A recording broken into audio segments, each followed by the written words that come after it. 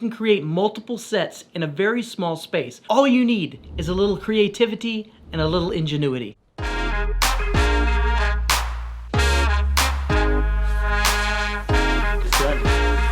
in here, get white balance, get in the studio, get it on. Hey guys, what's up and welcome to A Bite of Brownie. Today we're talking about how to create a YouTube studio at home. I used to sit down at my kitchen table and whenever I had a thought come to mind, I would smash out a video, and I noticed something after a while that my thermostat was in the background and it would be flickering, and then I just looked like I was an inmate sitting in line for a lineup, and it drove me crazy. So I thought there's gotta be a place where I can film these YouTube videos and they can look like some of the other creators that I see out there on the space, or it can at least not look like a prison sentence. The biggest step to this whole process of creating your own space is you need to commit to it. You're gonna have to carve out a room, a bathroom, a hallway, a wall space area. That's going to be your designated filming spot.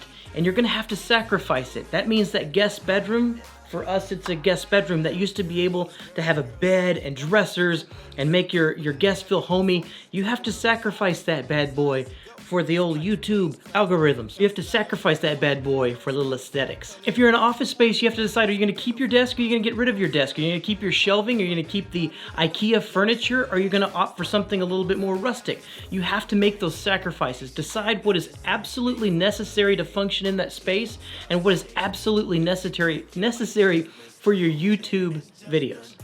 If I could tell you anything, it would be finish the projects that you started. Jared, you have confidence in yourself. Release the things that you're making. Who cares if everybody loves it? Just make things, get better at your craft, and release the videos. Hit publish. You're growing, you're getting better. Just make the thing. It's not for everybody, but it is for somebody.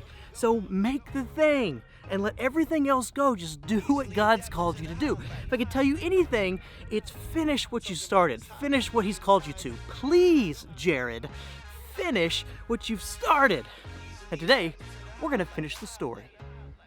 Number one, commit to the change. Number two, cultivate a style that is your own.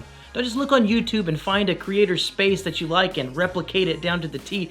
Do your own thing.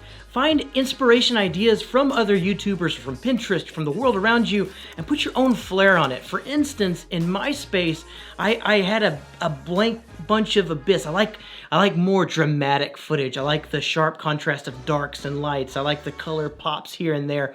But I didn't want to just copy somebody's space like a Peter Lindgren or like what are their names? Becky and Chris. I didn't want to take their stuff and have a duplicate set behind me. That's boring, something that I don't want to be a part of. But I did take elements of what they were using. For instance, Peter Lindgren, he uses a bunch of pops of color with bright fluorescent lights. And he uses like over here at my workstation, he uses pops of light and pops of color to really accentuate. He likes the dramatic style like I do. Chris and Becky showed me that you could use a pegboard and you can have freedom to paint walls black, to paint pegboards black, to make black a thing. Wait, where did I go? Oh, I blended into the wall. In cultivating your own style, you can take things like Peter's pops of color, like Chris and Becky's black matted walls, and you can come up with your own style. Something that's unique to me in here, I wanted to marry two parts of my story and my history. I wanted to take the C-130 Loadmaster, former military guy part of my story, and I wanted to incorporate that in. That's why when you look around my set, you're gonna see airplanes, you're gonna see 130s stenciled on the wall. It was one of my favorite projects, was finding a C-130 silhouette, cutting out a stencil, and then spray painting it on the back of my pallet board wall. If you want to see a full video breakdown of each of these projects, just leave a comment below. I also want to marry in this new video thing that I'm interested in. I love making videos. I love cameras. I'm getting into the whole world of cameras and microphones. And as I get into it, some of my stuff ages out, or I get given. A friend of mine, Jason, he gave me some antique video equipment that is a part of the set. It's a part of the structure that makes up the bones of my background. It's not just my studio in here, we're 3 sets deep. Jessie's studio accentuates her love of math, her love of teaching, her love of life, her love of coffee. So when you look around her set, you're gonna see pictures of her dogs, you're gonna see coffee cups, you're gonna see mathematic equations in the frames. She also has a lighter set than I do. I like the dark and moody, she likes the light and airy. As a matter of fact, why don't I just show you? Here, why don't we just go on a little ride together? Huh? Here we are. Hi. I want to show you. This is my studio. This is my section right here. I can overlay some B-roll, but my pallet wall, my workbench that I'm so proud of. This is the computer station. This is where it really all started off. Was just a desk that I outgrew in the living room because I needed to carve out a space. Ended up coming in here to guest bedroom. Still had a bed over here. You want to see what's over here? Still had a bed up against this window and a dresser. So this is what I mean by our house blew up. This bedroom furniture is in my kitchen because we were going to put it in storage, but then I was like, we have like IKEA furniture. But now we have Jesse's studio, which is over here. I'll show you what that looks like. All right, and this is her set from her perspective.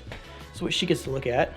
Ooh, you can tell the difference. I like dark and moody. She likes bright and airy. That's her studio, my studio, and then the palette studio, which is how we set up like this. And this right here is studio number 3. We haven't used this thing in a long time, but we used to make some of our best stuff right here, sitting on a stool. Hi, I'm Jessica, and this is assignment 9. Hi, I'm Miss Salinas, and I get to be your teacher this year. It's good times, Jesse and I hamming it up. You can do a lot with a closet. There you go, guys. It's a quick walk around our 3 spaces, and you can see it's not that big. My studio, her studio, closet studio. That's real time. It's real actual form. Whatever world that your mind can imagine, you can do it in video. You can do it in a studio inside of your own home. Hope you guys have fun making these things. Let's get back over there to the chair. And the third thing is to capitalize on what you already have. We have a lot of cool pieces in our house and we reuse a bunch of stuff.